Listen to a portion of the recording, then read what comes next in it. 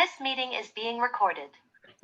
Good evening, everyone. We are recording this episode on Friday, January the 27th at 7:02 p.m. And Agent Freddie Blish has been busy again. He's the behind the scenes show agent. I wish the Hollywood Scouts had the eye for talent that he does in setting up interviews. And we are joined tonight by Mr. Steve Tarani. How are you doing, sir? Good, Lee. How are you? I'm making it. What else would I rather do on a Friday night but sit here and talk to you? If you would tell the audience about yourself. Sure. Started out heavily involved as a young man in the martial arts. If I spent quite a bit of time in Los Angeles training with Guru Dan Inosanto, who was the long-term training partner of Bruce Lee back in the day, and also the conservator of the Filipino martial arts and Indonesian arts. And he was a springboard for my meeting other masters from other countries, and I spent time in those countries. I went and trained in Japan and trained in the Philippines and also in Indonesia, places like that. So if anyone of our listeners needs a sleep aid, you can look at stevetarani.com and look at my martial arts background. Soon thereafter, I ended up working for a Pershing County Sheriff's Office. So I was a deputy for a short time. Then worked as a federal contractor for different agencies. And one of those was CIA, Central Intelligence Agency, for whom I ended up eventually working for full time. As a full-time employee, I was in the protective programs, and the responsibility of that division is to protect U.S. assets overseas, to include facilities, personnel, and operations. So that's my strongest background is in protection. So I come at it from the protection angle, and ended up receiving my instructorship in the different defensive tactics training arenas, to include a Central Training Academy and other federal training facilities. And then my firearms side of the house was, of course, through the 8 different agencies, pretty much did everything for everybody with 3 letters and a vowel. And then, also with the Department of Defense, et cetera. FLETC graduate, the whole 9 yards, FTIP, all that stuff. So, and then started working at Gunsight. Let's see, that was 90s. So I'm in my 22nd year up there on staff. I met Freddie long before then. He was with the Marine Air Wing in Miramar, California, at the base there, and I met him there, and we, did work together there. And then I ran into him again up at Gunsight. Phenomenal teacher, phenomenal human being, as you probably know. Yes, sir. And speaking of really good instructors, I also teach. I taught for almost 16 years at SIG Arms Academy.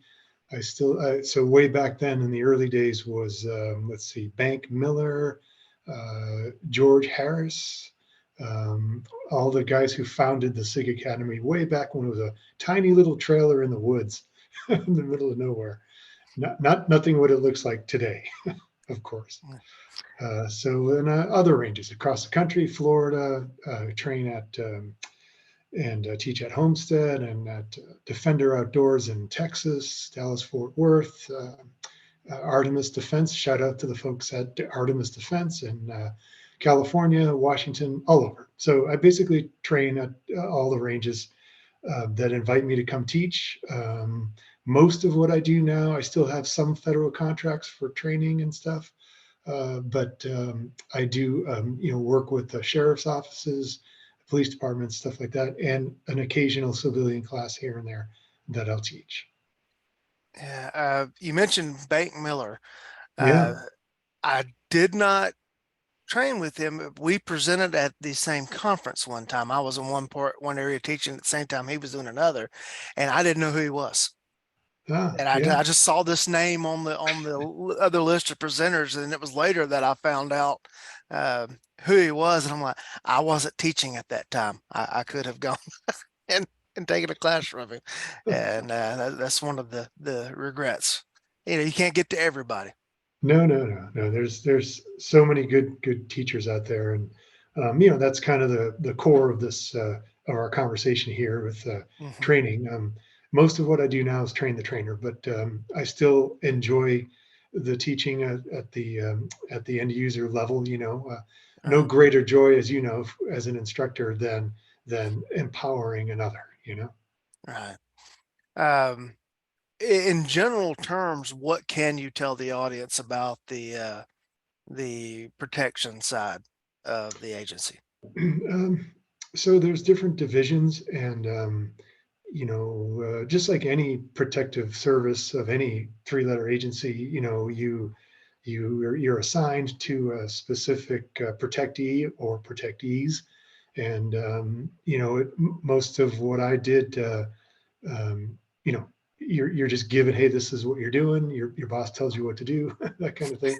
When I got out, I ended up working for different agencies in the world of protection.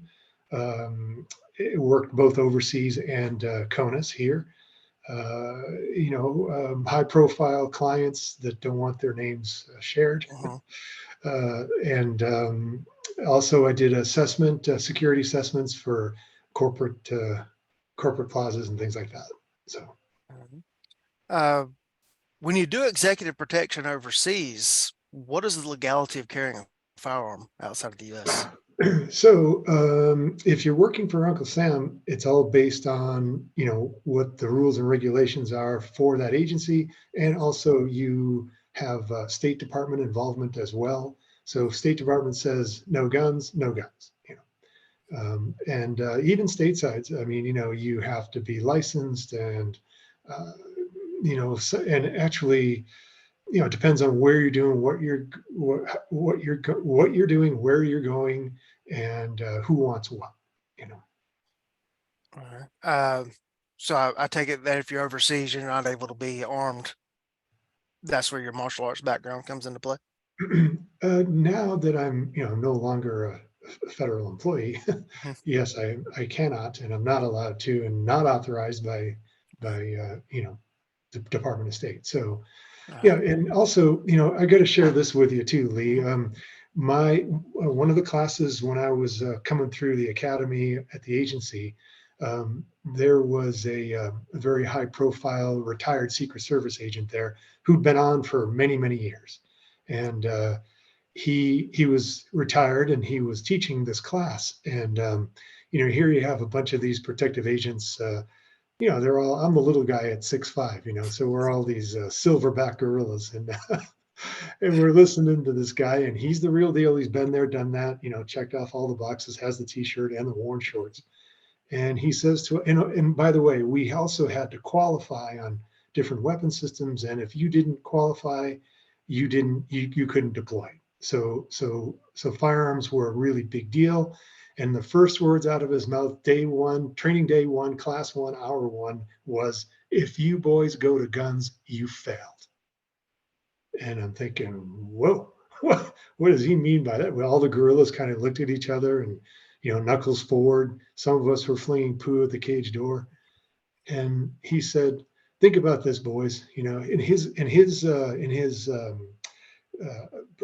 perception, firearms, he likened the firearms to the lifeboats on the Titanic. He says, I got an idea. He goes, how about look for an iceberg?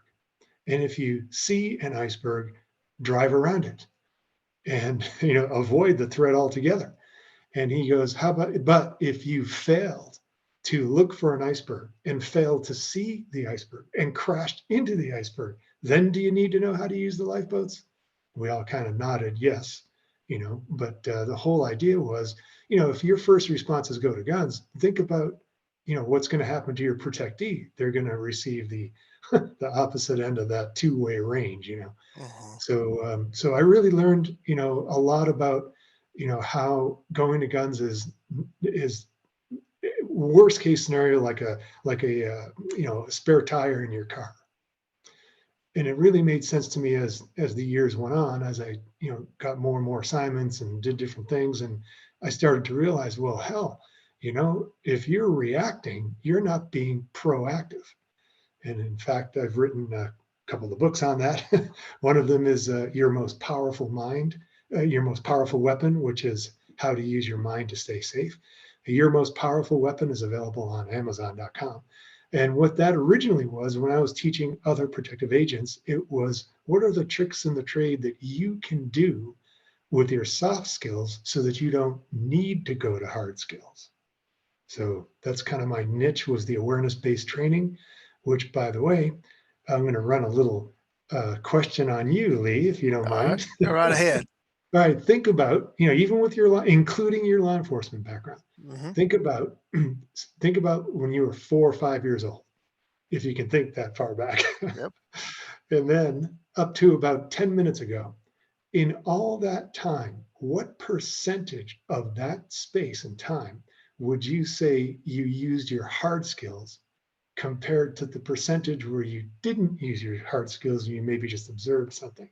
What percentage would you put to the hard skills side?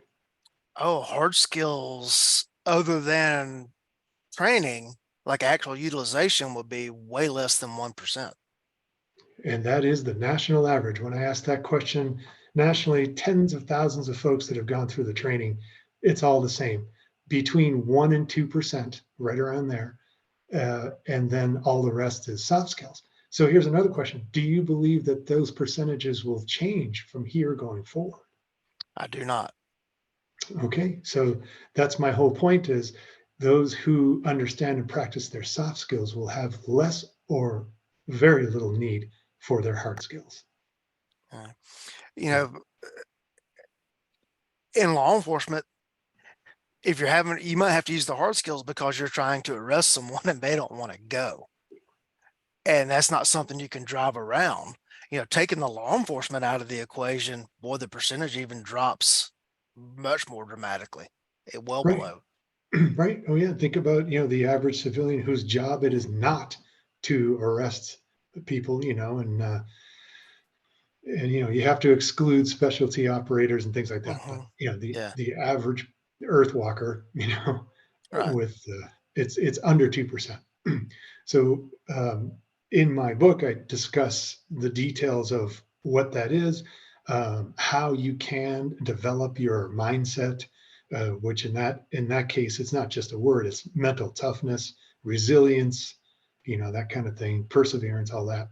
And then how do you develop your awareness, and how do you use your awareness to control your environment? Okay. Can you give us an example?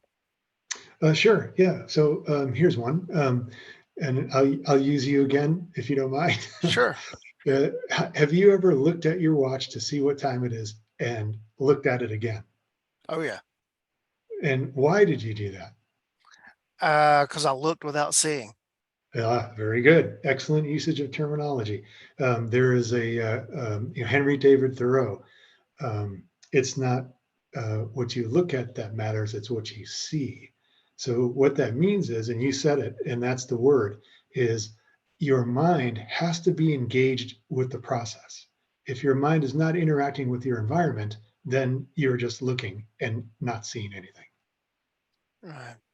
I, one that pops to my mind along in that area right there is, you walk up to a business and you pull on the door and the door's locked, and then you start looking for the hours of operation sign. Well, it was there the whole time, but it wasn't. You didn't look for it till you needed Right. it. Right. Oh yeah, yeah. I mean, driving home past the same exit you do every day, and you just drive Mm-hmm. right by it because your mind is somewhere else. Mm-hmm. It's that mental engagement. And the book goes into more. I mean, there's much more, but that's kind of a little example of engaging the mind. Didn't you have a book called Prefence at one time as well? I did, and I'm rewriting it because I have a new revision. Lots of that. I wrote it back in 2012, and many Okay. things have happened since 2012. Our entire society has changed. so I'm upgrading the book. It'll be out here again pretty soon, the next month or so. And also, I should mention this: Mm-hmm. Prefence not only the book, but there is an online course that will be available at a university, and you can actually take training, university level training in preventive measures. Okay, cool. Wow. So when that comes out, I'd be happy to, pass more information forward. Absolutely. Absolutely. I think our audience saying will be very interested in that. And I know I am. This, as I said, we're Friday night, January the 27th, recording this. It's 7:17 here, so it's 6:17 in the central time zone. I suspect things are about to get sporty in Memphis, Tennessee. Um, Based on what I've been seeing in the news there. So if you were dropped into Memphis right now, you didn't have a choice. You were traveling across country and you stopped for the night and you woke up and all of a sudden all this is around you. What are you looking for? Well, you got to look, you got to assess your scenario. The step one, where am I? What am I doing? The fact that I'm a big proponent of preventive measures, being proactive, so knowing what I know, I heard about it a couple of days ago, knowing what I Mhm. know, I wouldn't go anywhere near there. Yeah. So I wouldn't. Memphis is bad enough on a good night. Um, the election night of 2016, when former President Trump was elected, I was actually traveling out west to attend a class. I was west of me. I was in Des Moines, Iowa, and I didn't know how the results of that election were going to be taken. So I'm looking at my roots back from there, and it's like, okay, I've got my choices of St. Louis or Memphis to get back to Georgia, and like neither one of those are optimal choices. But I diverted down and came back through Memphis for the sole fact is I have family in the Memphis area. I have lots of friends in the Memphis area and in surrounding. And I don't have that in St. Louis to the same extent. It's like if stuff's touching off, at least I got somewhere to go. Right, right. That's smart. Yeah, you always want to have a plan B. So Yeah. very Uh, good. um, we got every major city is always on the verge of unrest. It seems like here lately. What are some warning signs that our audience can be aware of? You got to stay aware. You got to, it's advisable in the world of protection. We run what we call advances, where you Mhm. go to look and see what's going on, or you'll send someone to do a open source intelligence, Mhm. protective service in the terms of protective intelligence, that kind of thing. But forewarned is forearmed. The more information you can get and process and make an educated decision, Mhm. good information in equals a good decision out. Okay. All right. Any other awareness tips you would have for the audience? Well, as a person who's heavily spent a lot of time overseas, very involved in the world of hard skills, I have found the answer is soft skills.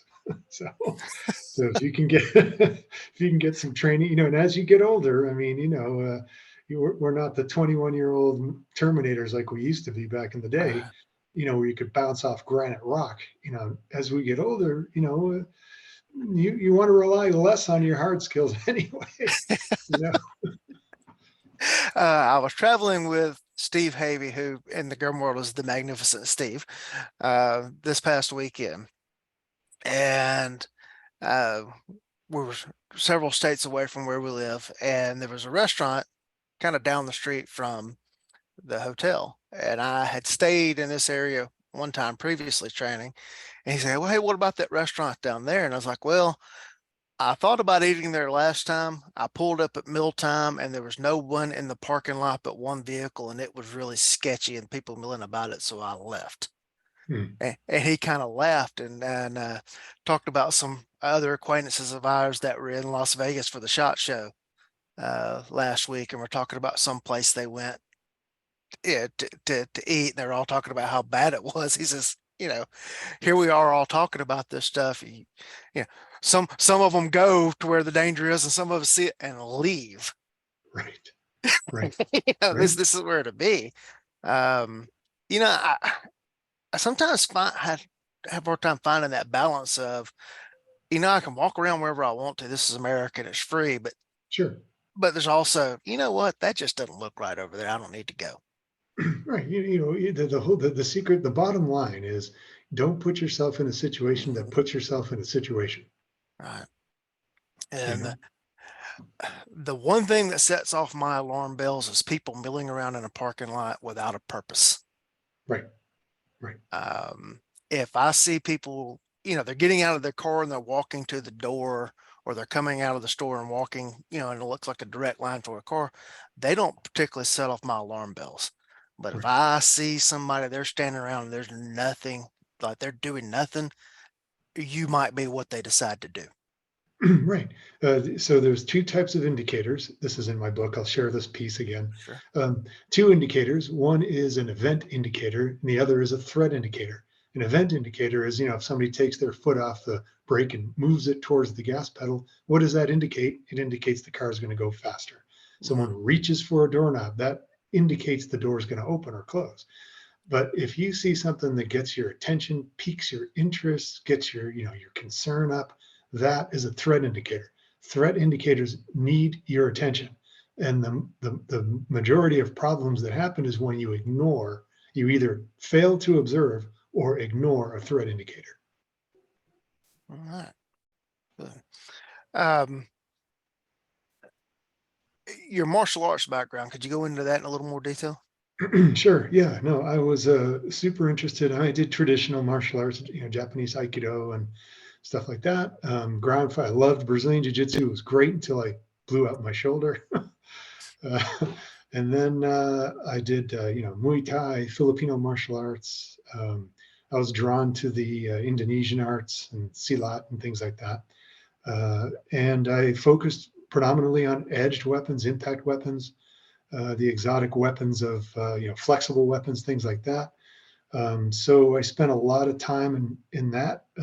Pretty much my full time uh, venture, and then eventually I reached a certain level of skill. Went to the Philippines and then went to Indonesia to complete my training. You're never really done. You just go to the next, Mhm. like shooting. It's Yeah. you're improving your performance and maintaining your skill, but there's always that next level. Mm. So the difference with me though is that I do have that extensive defensive tactics background, but I'm also a shooter. And so what I noticed in the 80s and early 90s, yes, I'm that old. Um, the back in the day at the academy, they taught you, okay, here's your DT. This is an arm bar, and then you go over to the and you go and never the and you go over to the range, and they teach you this is the front sight. So Mhm. never shall the two worlds meet. So so I took it upon myself to be the bridge between two worlds, the bridge between DT and firearms training. Yeah, I remember the academy. I was taught the chicken wing, come along, and the arm bar, and that Yeah, was it. yeah, And that was it. And I remember the first time I tried to use it, it didn't go quite as well as it did in the academy with a mostly compliant right, partner. And it's right. like, well, this isn't what I was expecting. Yeah. They told me if I did this, the person would have to do what I wanted them to do. Yeah, And yeah, I can only think of one time where the chicken wing actually worked. yeah, yeah. Or excuse me, not chicken wing, the gooseneck. Yeah, where you Okay. bend the wrists Mhm. forward and bend the elbow and the Yeah. wrist. Yeah, yeah. Yeah. The only one time did that work, and that was in actually a big civil disturbance situation, which is a polite way of saying sports riot. Huh. And I ended up tackling a guy in the middle of all that. And as we got up, I managed to get the position of the gooseneck on him. And he's like, I was in the Coast Guard. I know this move. I said, well, this is going to hurt then. And I cranked down and walked him back to the crowd. And he was kind of like half on a foot, half on a knee as we made it back to the crowd. And I kind of shoot him along after that. But that was the only time any of that stuff worked. Yeah, And, sometimes, an armbar takedown to escort somebody off of something works. But for the most part, it was kind of like we're left to dog pile was the only thing that was out Yeah. there. Well, that's why, way back in the day when they had the old wheel, you might remember that use of force wheel. First you do this, then you do that. Mm-hmm. It's not like it is today where you just go Right. to whatever it is. But, Right. back in those days, we had to go through A, then B, then C, Mm-hmm. So, but, that brings up a point about, about the shooting, it's like, you have, and I work with similar people. You have your shooters, and then you have those who wear a gun because they're supposed to. So, so that's there's the Yeah. Oh yeah. there's a difference between the two, right? So those who choose to shoot, luckily, you Mm-hmm. see them. They're always at the Mm-hmm. range. They're training, and Right. then they go to classes and things like that. Right. And then, the national number, believe it or not, for law enforcement, civilian law enforcement, is 5% of cops train on their own time with their own dime. So it's a small number, but they're the ones that go that extra mile, and Yeah. they're usually specialty team guys, Mm-hmm. usually, but they're committed. They're devoted to their art. Right. I was at the range yesterday with one of our guys, and he was trying to evaluate whether or not he wanted to spend the money to get a pistol and pistol mounted optic. And so we went down to the range, and I took one of mine and we ran through a series of drills with it. And at the end, he's kind of like, yeah, I think I want to do this. And so we start talking about the cost of doing it. Because our agency, if you want the optic, you have to buy the pistol, buy the optic, buy the holster. Um, and so he started running through the cost of doing it. And I said, now, understand, this is my bass boat. This is my motorcycle. This is my bowling. This is whatever. This is my hobby. So I spend the money on this kind of stuff. And he kind of smiled and said, yeah, I like whiskey and I like buying rare collectible whiskeys. And I said, okay, this is your whiskey allotment for a couple of months is the only way to look at it. And so I think he's going to go ahead and make that move. But I like going to the range and shooting, but I would dare say that I'd probably be better off doing physical training and martial arts and defensive tactics.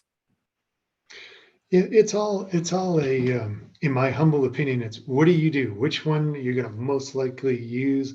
And Mm-hmm. you got to kind of be, uh, you know, are you going to be a specialist or a jack of all trades? So you kind of have to make that choice.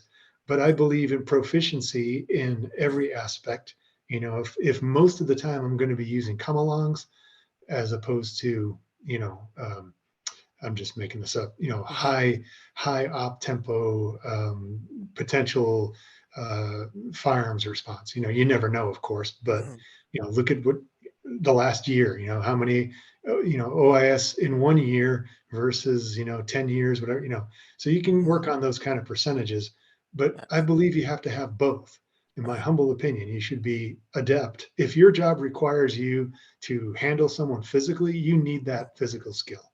If your job calls for you to stop the threat, you need to stop a threat.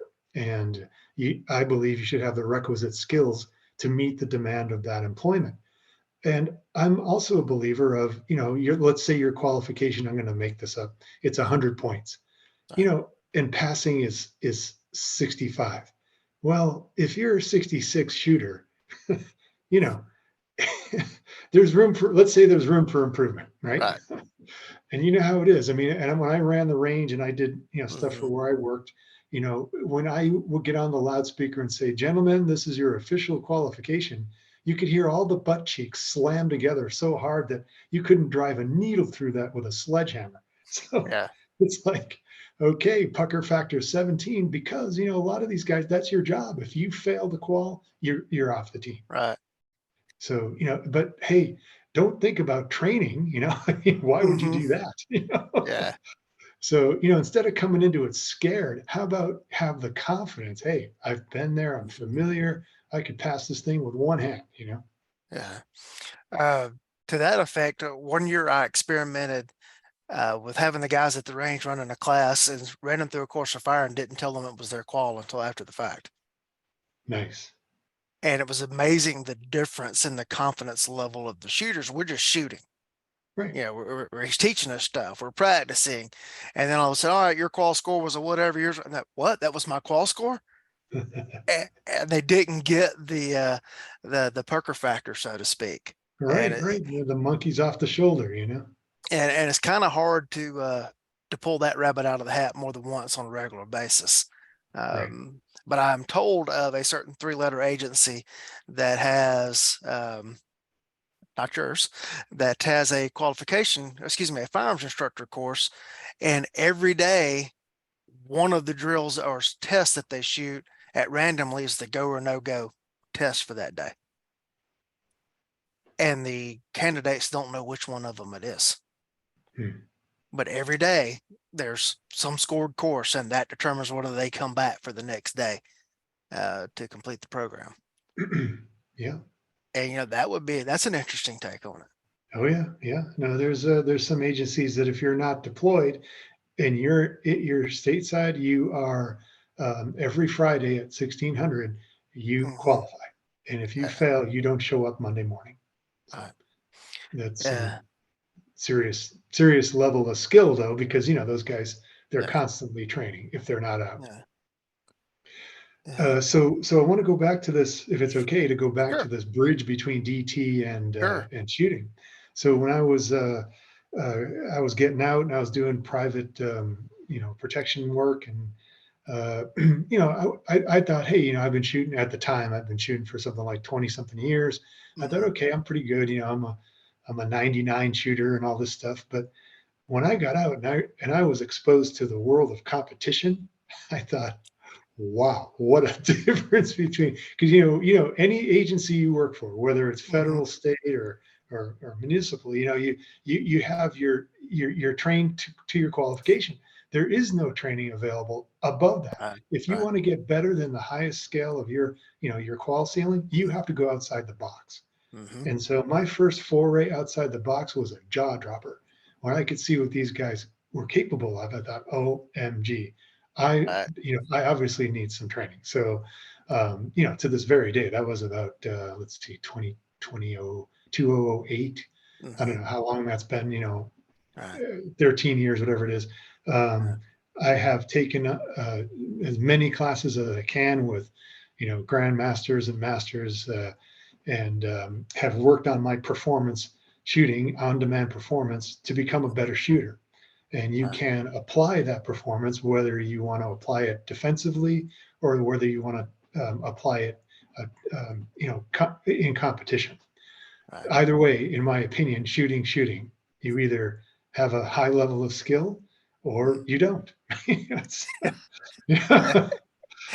other words, this, man, you either pass your quals or you don't. Right. I had a similar experience. I had gotten to a point where the agency qual was a given. I was going to shoot either a 99.6 or 100. Those were my scores. I would go to a class at our state training center, and I'd always be in the top 2 or 3 people. And I thought I was good. And then I ventured out to an IDPA match and got smoked. Yes. Yes. Oh wow, there's something else out here. And so I got hooked and started going back, and I saw a rapid progression up until a point where I plateaued, and it started to be kind of counterproductive. And so I ventured back more. That's when I ventured into the open enrollment training world and found people like Tom Gibbons and Dave Spalding and the like. And but you can be competitive in those environments, but it's not shooting a match necessarily. On those lines. But one other thing I would like to ask you about with the integration of defensive tactics and firearms, and watching a lot of the horrendous use of force videos out there, there's probably a couple that I start in. It seems to me that the lack of true physical skill and lack of confidence in firearm skill is what leads to a lot of bad decisions. Do you see that nexus?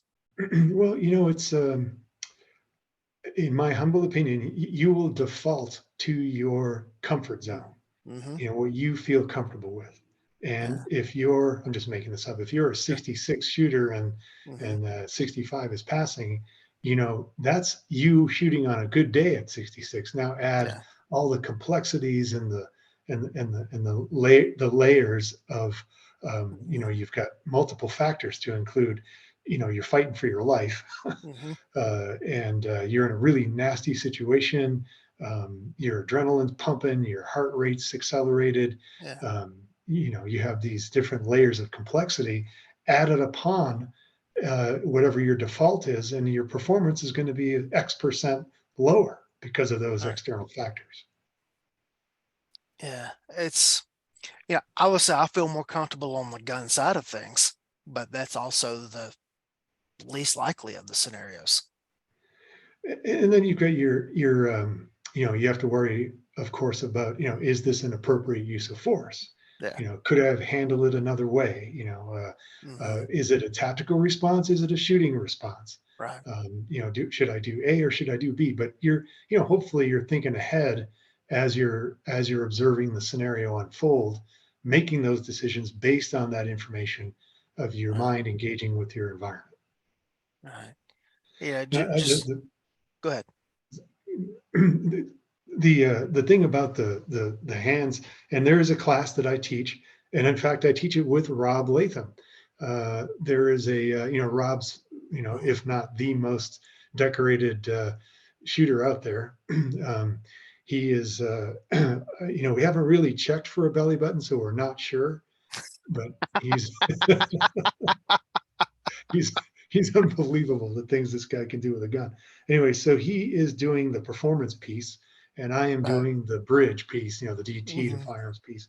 And we have a program called Hands to Guns, and handstoguns.com if our listeners want to learn more about it. The next class is, we do one a year, and this one is in February 10 through 12, which is a weekend.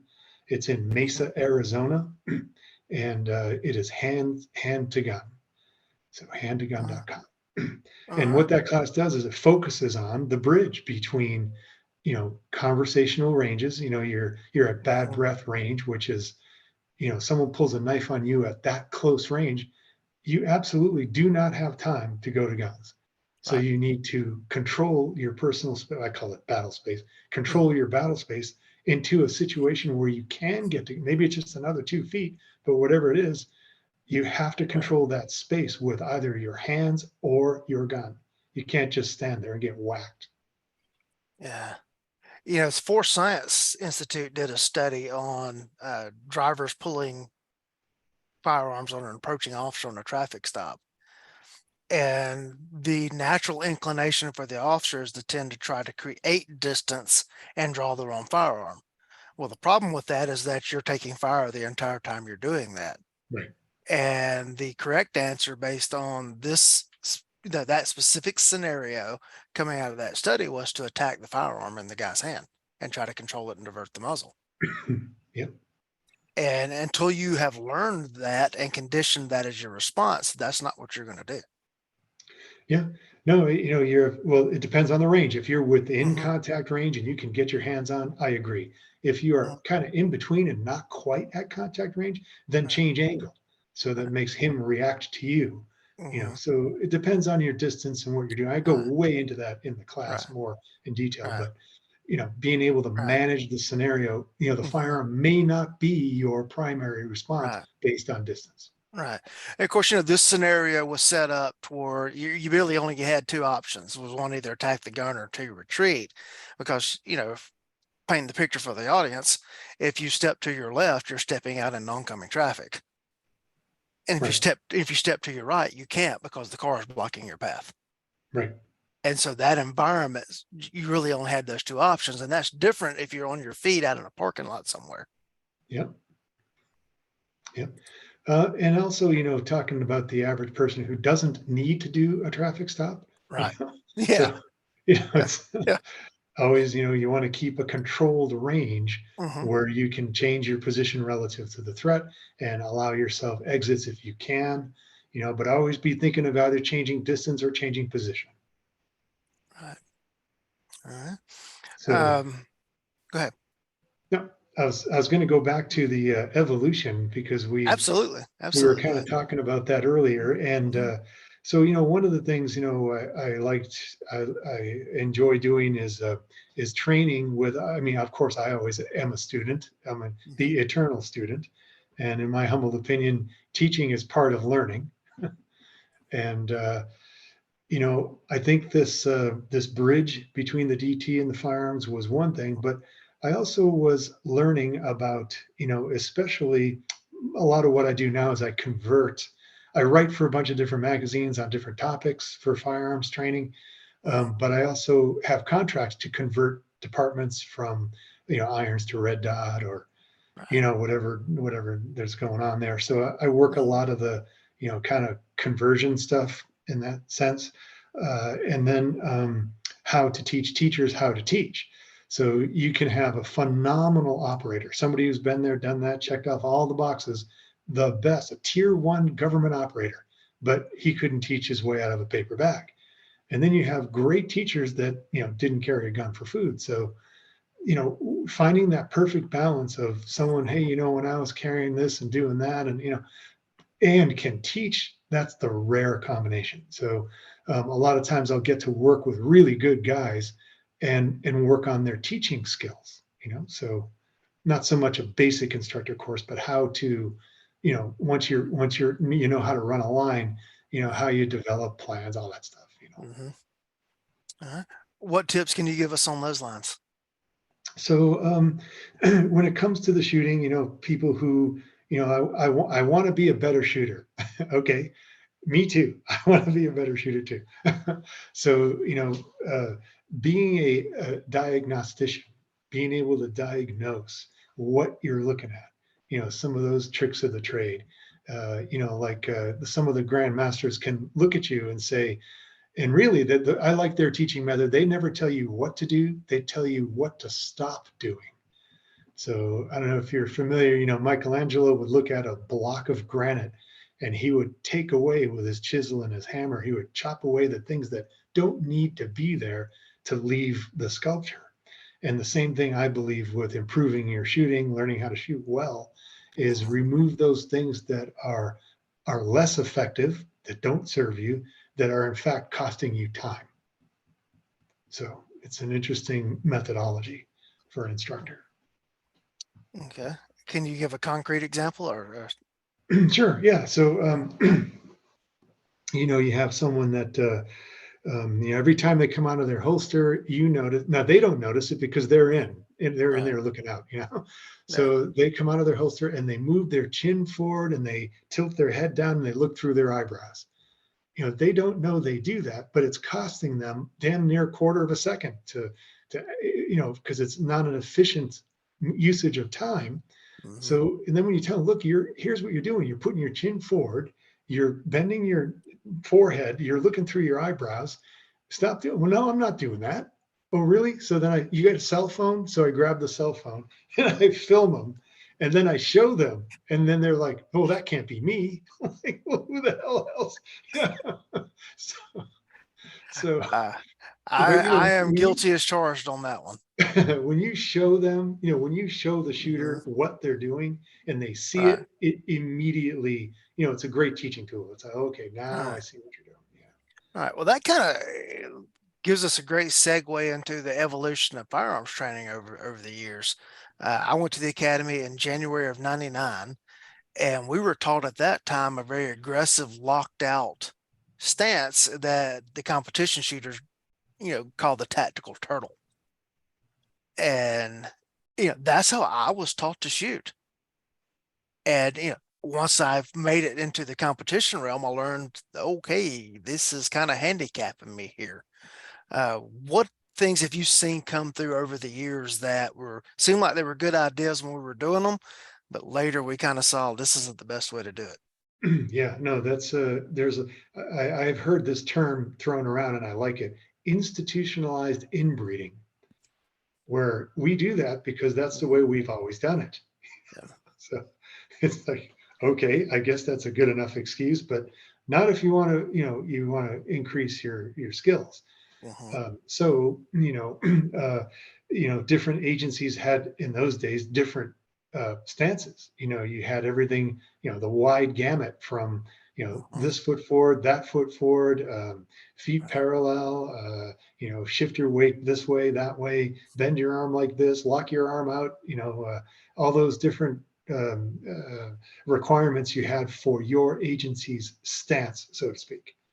And Right. then, and when Latham and Enos and those guys came along and altered the world with the isosceles and the modified isosceles, and it changed the game. And now you can't go to an agency and not see something similar to that nowadays. So that's Yeah. been an evolution, just the stance in itself, Yeah. but also the mindset, looking at as a mental approach as well to shooting. Before we even go to that, let's look at the gear. You and I grew up on iron sights where Mhm. your focal plane goes onto the threat and you identify shoot, no shoot. Then where does your focal plane go? Back to the front sight. So you do that enough times, like 30 years, you're going to not even think about it. Your focal plane will go back to the front sight. Now, all of a sudden, your Right. department switches over to a red dot system. Mhm. And now there's no need to bring your eyes from the target back to the front sight because there's no front sight. The sight Right. radius goes all the way to the target. So trying to break a scar like that is, I mean, it's one of the most Right. difficult things you can do to a shooter who's spent his entire career shifting his focal plane back to the front sight. That was one of my biggest hurdles as I tried to adopt the pistol mounted optic. And not looking through the body of the optic as if it was a rifle scope. Right. And it took me quite a bit of extensive effort to actually make that transition. And, it's one of the things I think that the younger guys coming on that are trained under with pistol mounted optics aren't going to have that problem. No, no, not unless the optic goes down and they got to deal with their backup sights. Right. But Uh, even at that, right. at that distance, the most shootings occur. You're not going to have too Right. much of an issue. Mark Freaky raised an interesting question here recently. It was, we teach these systems for, going to your backup irons, you doing other alternate aiming techniques with the optic or the profile of the gun. But when we run those in classes, everyone knows, all right, we're doing this technique, we're doing, the other technique, etc. When the student's optic actually fails, how much time do they spend looking for the dot rather than just go ahead and transitioning over to one or the other or the Right. options? Absolutely. And you're going to do in real life what you're doing in training. So unless you don't, I mean, I have my guys every once in a while turn your dot off. Right. We'll run a program or a course of fire with the dot off, Hmm. and they're surprised. Oh my gosh, I don't even have a dot and I'm hitting. Well, yeah, Yeah. it's because you're you're using the housing, and that's what you're supposed to be doing. So, Yeah. Um, You have an affiliation with Gunsight. You said you've been teaching there since the 90s? I do, yes. Mhm. I went through. Let's see. I think it was early '90s. I was introduced to Ed Stock, who was there back in the. Ed's retired now, but he Mhm. he was one of the range masters at the time. And during that era, I worked with. It was the old crew: Ed Stock and his brother Giles, Pat Rogers, Louis Auerbach, Randy Kane. The Mhm. old wrecking crew. And great guys. And that's one of the things I really loved about working there was, and still do, is the tremendous wealth of knowledge of the multiple disciplines the instructors bring from their careers and their training and their background. And we would have these, skull sessions where you'd trade information and what are you guys doing about this? That kind of thing. That was the most valuable part of that instructor to instructor exchange. It's priceless. You can't find that. Uh, Long before the internet, by the way. yeah. Tom Givens talks about, back in the day, this was all done via letter or at like big matches where everybody would sit around and talk.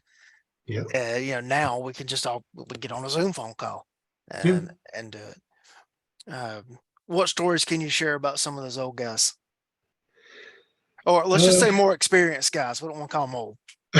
okay, good. Well, I had, I had a couple of mentors there that, I've been so used to my background is sitting at the feet of the master, so to speak, Hmm. literally, in some cases, in my case.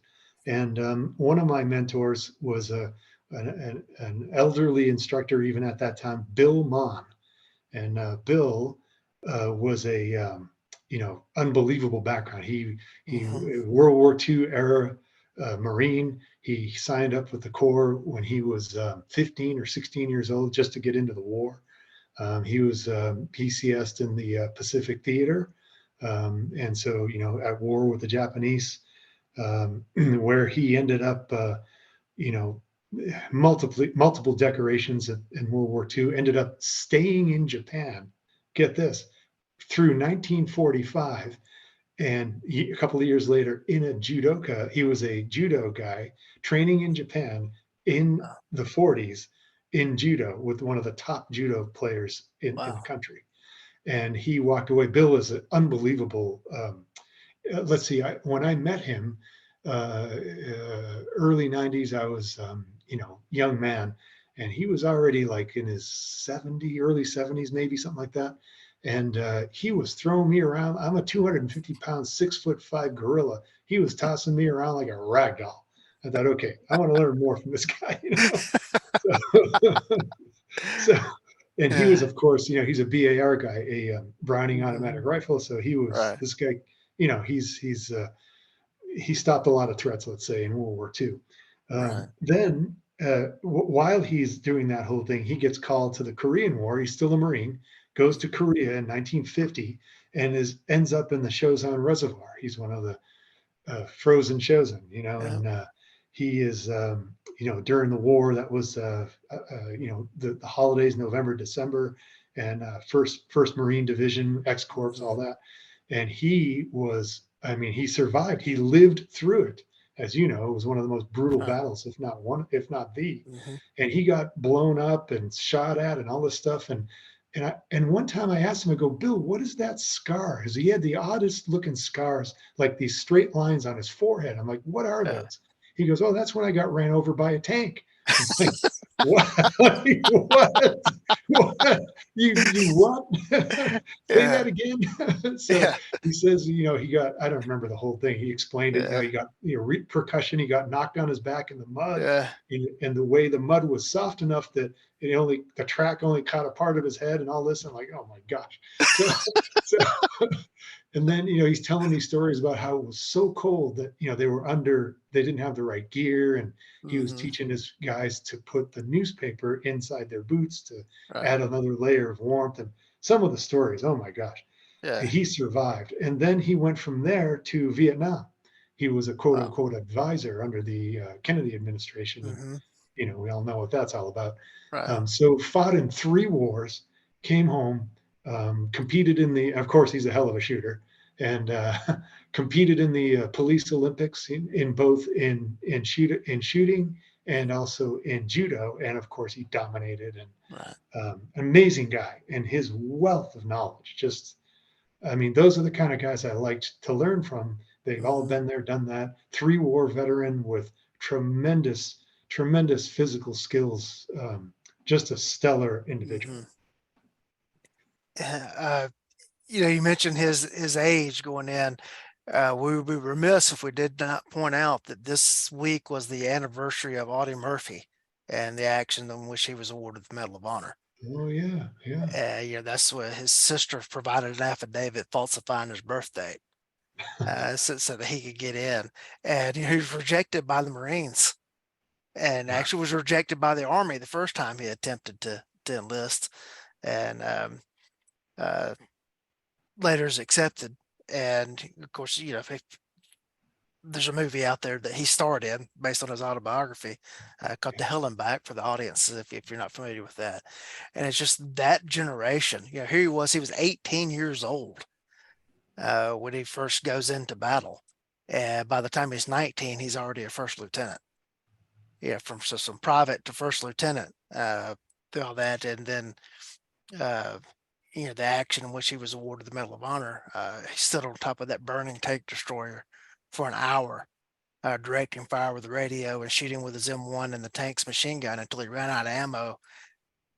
Then goes back to his men and leads a counterattack. Man, Yeah. that's just something else. It's Yeah. That's, uh, and you compare that to now, right, young men who having a hard time because of their pumpkin spice latte and finding a parking spot at Starbucks, so right. a little bit difference in generations, I think. Yeah. Being here in Georgia, the Braves are the local baseball team of choice for most here. The Braves moved from downtown Atlanta out to one of the suburbs, Marietta, that area, here several years ago. And the news stories that came out about that, and they're running, walking around with the camera. What do you think about the Braves moving? And there's one guy that's talking about how it was the worst thing that had ever happened to him, that the Braves were moving 30 minutes away from Atlanta to Marietta. I'm like, wow, you have lived a charmed life, young man. If this is the worst thing that's ever happened to you. Yeah. No, I agree. There's a difference in it's why they call it the greatest generation for a reason, Mhm. you know. Yeah, Uh, my grandfather was a rifleman in the Italian campaign, and he came home. He never would talk about things. Occasionally, I would ask a stupid question, and he would give me an answer. But he had a scrapbook that he kept stuff in, and I've got the scrapbook now. And two of his brothers were also in World War II. One was killed in action, and just before the other brother died, he gave me a lot of information that I've been able to go back and verify. But I ended up working in a grocery store in high school in the produce market, and I worked with a man named Mr. Jack. And my grandfather worked in that same grocery store. When he died, I was having a really hard time with it. And one day, Mr. Jack comes in and says, "I got something to show you because you'll appreciate this." He says, "Look under the counter." And there was a brown paper sack folded up, and then I pull it out, and it says Silver Star. And the citation. And I'm sitting there reading it. This guy cleared a minefield under fire so his unit could maneuver. And he came home and spent the rest of his life working in a grocery store in the produce market. And he was like, I don't tell people about this, but I thought you would appreciate it and you would understand. And it's just that whole generation. My grandfather came home and worked in a grocery store and a meat market the rest of his life. yeah. And, it's just, that was the world they lived in. And I had the pleasure of hearing a guy speak at a Memorial Day event here a couple of years ago that went into the Navy as an enlisted pilot for World War II, ended up making it all the way to being a naval captain. And they got inducted and sent to a naval flight training school at Clemson University, just over in South Carolina. And there was a guy that showed up for that training that did not have shoes. And they get them in, they get outfitted, give them their uniforms, feed them, and they've been like for the first whole week or so, they've been going through getting all their meals, everything closed. And on Friday, we're like, all right, report to such and such line for your pay. And he said that guy turned around and said, "You mean they're going to pay us too?" Hmm. It's just a different world. Oh yeah. Yeah. Different world. Who are some more of the influential people that you cross paths with? In Well, I instantly hit it off with Pat Rogers. He and I, Mhm. because he at the time I eventually when I moved to Virginia, he was in Virginia, and we worked. We both worked at Gunsite, but he also worked. He had a road. He had a company EAG Mhm. where he was on the road, and Mhm. ITOG. He did some stuff with other companies, and I worked for some of those same companies, and he and I did some stuff together, and I got to spend some quality time with Pat, and I found out that he worked for one of the agencies I worked for, and I didn't even know it. So we had a lot of common ground there. There's a lot more to Pat Rogers than most Mhm. people think. Uh, but he was a riot, of course. Mhm. You either loved Pat or you didn't. That was one of those. And anyways, lots of stories about Pat, but rock solid, very analytical. He really knew how to break things down, and So, let's say that the class was having an issue. He would, okay, here's what we got. He would break it down to its, subparticulate, and he would iron out each one of those pieces of the puzzle and then put it all back together. He was very, very good at that, locating, isolating, and then eliminating problems with shooters. He's very good. He was also a writer. There's a lot of his stuff that's still out there that, again, he was a gear evaluator. He was you know, his wealth of knowledge as a tactician, and believe it or not, he was also very well read, and was a much sought after writer. Oh. And I went to, interesting, when I was talking to, speaking of Gunsight, talking with Cooper a couple of times, he would always call me his, hey, go get my Italian knife fighter. Like, what?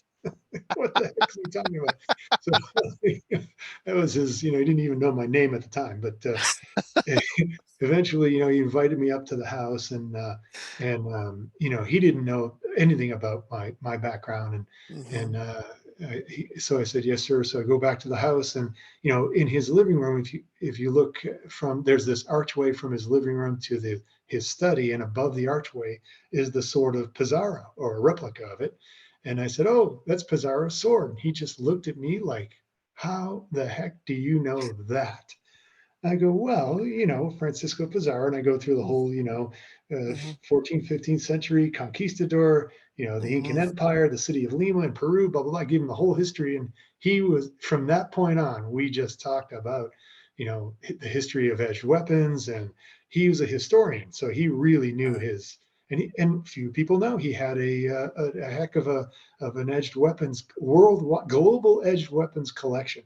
So he knew what a Kanjar was. He knew what a Panabas. He knew all the different types of blades in history and what country they were from and all that. And we had long talks about the different types of.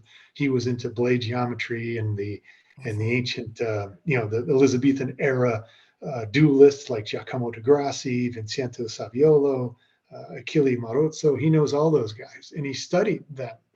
I'm like, wow, for a gun guy, you really do know a lot about edge weapons. So anyways, I did a couple interviews with him, and this was way back. That's when Roy Huntington was still working for American Handgunner way back in the day. And we did a special on that from a couple of my interviews with him way back. And from that point on, he then was able to pronounce my last name, and I got to introduce the first edged weapons program at Gunsight, Edge Weapons 1 and Edge Weapons 2, created in the mid 90s, and they're still there today, to this very day. And he's a big fan of the integration of going from hands, dealing with an edge weapon. He really understood that gap between responding, or in his words, bringing a gun to a knife fight. Right. Yeah. So very interesting. And I got to say, the depth and breadth of knowledge of the instructors up there is really, to this very day, I still enjoy my time there, and even now with a lot of the old timers have retired, but the younger guys coming in, multiple deployments in the box, tremendous background, phenomenal experience, and sharing their knowledge. As you know, tactics change, gear changes. You got to stay current, or you become a dinosaur. So. Yeah, that's one of the things that's been enjoyable about doing this show, is being able to talk to so many of the first generation gun guys, that trained with Cooper, and then that went out and did their own thing, or stayed at Gunsight, and just being able to get some of this stuff documented. Because if we don't do it now, we're going to lose it. Yeah. I mean, none of us are getting any younger. And the things that a lot of the ranges are going to, not just at Gunsight, but other ranges that are, there is always this battle between, well, he's a competitor and he's a defensive guy. Okay, all right. So one of them is a gamer and one of them knows tactics. But whenever that little indicator goes off, whether it's a shoot, no shoot, you decide to shoot as a tactician, or you hear the buzzer as a competitor. Mhm. When it's time to shoot, it's shooting performance. And so shooting is shooting. And I like that there has been a trend in recent times towards the development of performance shooting, which can be applied either tactically or competitively. The old timers don't, oh, they're gamers. Well, yes, but look at how well they shoot. How would Mhm. you like to have a grandmaster level skill set? I like to use the term that I heard not too long ago, a surplus of skill. How would you like to not have a surplus of skill and be able to manage 15 splits at the 10-yard line, and handle that at that level and no tactics? What's wrong with that? What's your opinion of that? Obviously, there's nothing wrong with that. I want to be as good as I could. I think at a certain point, though, that with the split thing, is that we can outrun our headlights, so to speak, and we can Right. shoot the gun faster than we can make decisions. Um, in a controlled environment where I lead draw and shoot 6 shots on that target, I can give you sub 30 splits. But that's, I know I'm drawing and firing 5 rounds, fire 6 rounds, whatever. The fastest I can shoot and still be making conscious decisions for each shots is about 0.4. Right. So my point is, if your Yeah. comfort zone is in the 20s or 30s, Mhm. then how hard is it for you to reach for those 40s when you're under duress? It's actually harder to slow down. So getting the 40s is not a hard. It's Right, not that's hard. what I'm saying. But let's Yeah. say you're now, not you, but another Right. shooter, their default is 60s. Yeah. How hard is it for them with 60 splits or 70 splits? For them to actually get hits at any kind of speed becomes very difficult. Right. It's not hard for them to press the trigger that quickly. No, but I'm talking about a hit factor. Right. But it is hard for them to get their hits that quickly. Yeah. Um, I know that the big thing that gets out there on all the internet right now is the whole sub-second draw and this time of the first draw. Where I see so much of people being so slow on that is indecision on the first shot because they don't trust their skill level. Well, let me even add to that, Lee. I'm going to add to that. When you present this argument, please feel free to steal this and Sure, use it yourself. sure. So here's an incident. Hmm. You have to be in condition yellow. If Hmm. you're not going to see it. All right. Okay, let's say you are, for the sake of our argument, you're in condition yellow, Hmm. and you observe a threat indicator.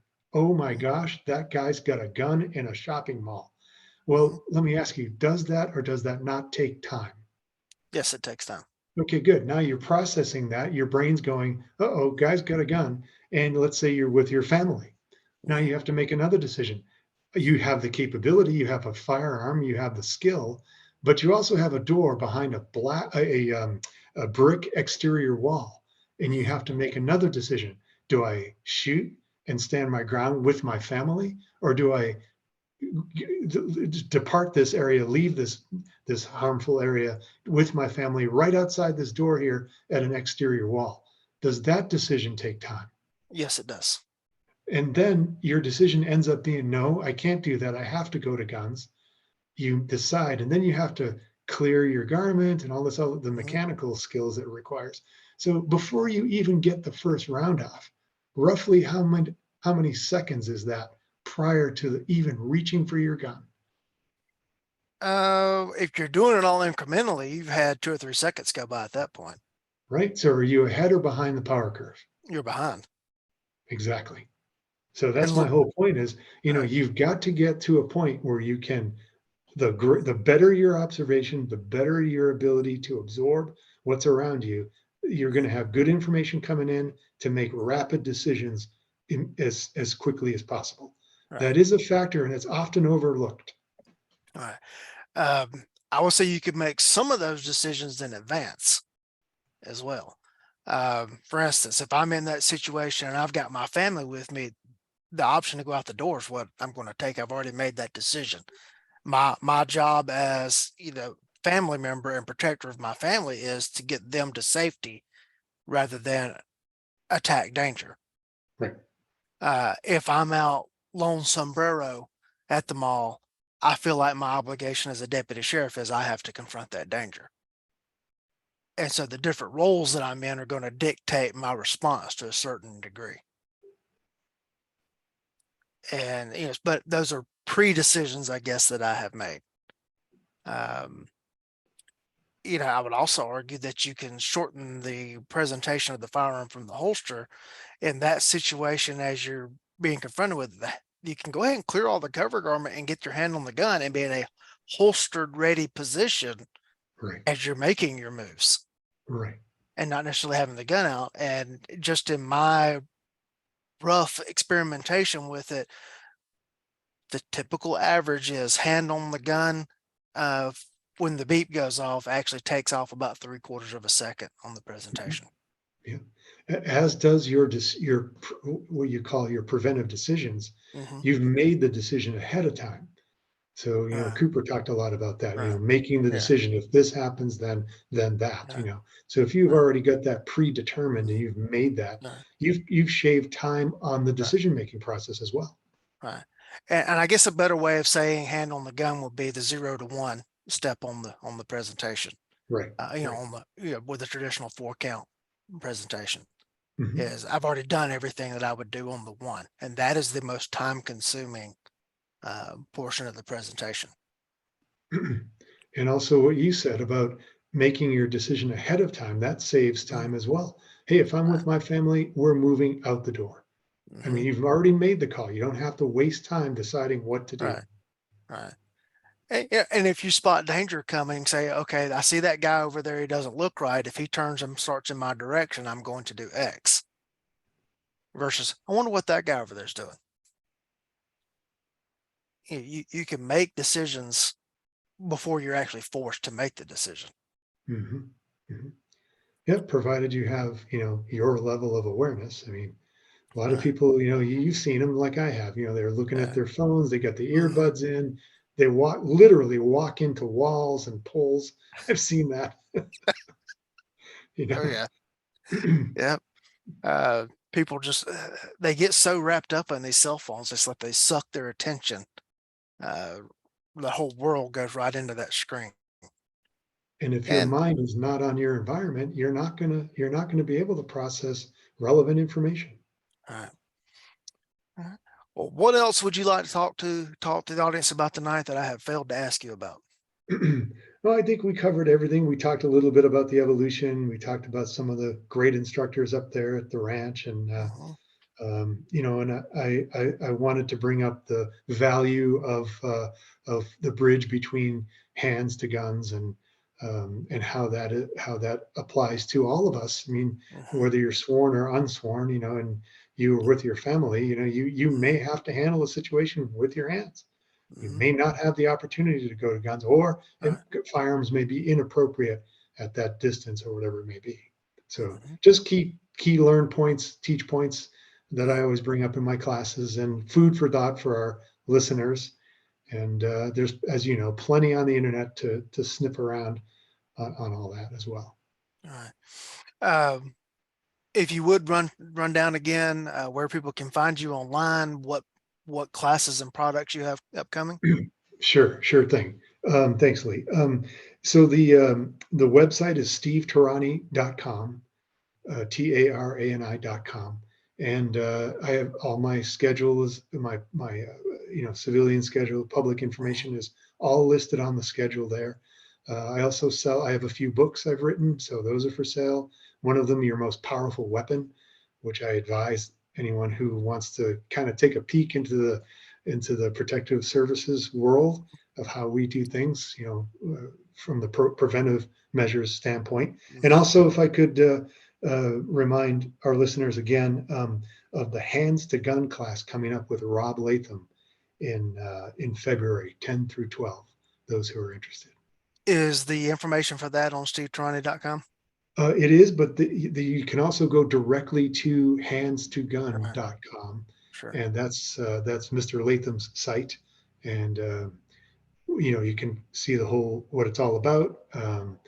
Price and all that stuff is there, and it gives you good background and good information. It's a pretty high level class. Rob is a Mhm, no nonsense performance shooter, and there's not a lot not a lot of standing around in that class. So I imagine not. I expect it's going to be pretty action packed. All right. well, Well, Lee, I appreciate you taking the time and inviting me on the show. And Freddie speaks very highly of you, and I think you're doing a good thing by sharing this information with especially other instructors and people who really want a closer look at how they can improve their performance as well. well, sir, thank you for coming on here tonight and sharing all your time with us. And thanks to Freddie for arranging this. Very good. And then Lee, I'll give you a shout when that pre-fence program comes out, because Sure.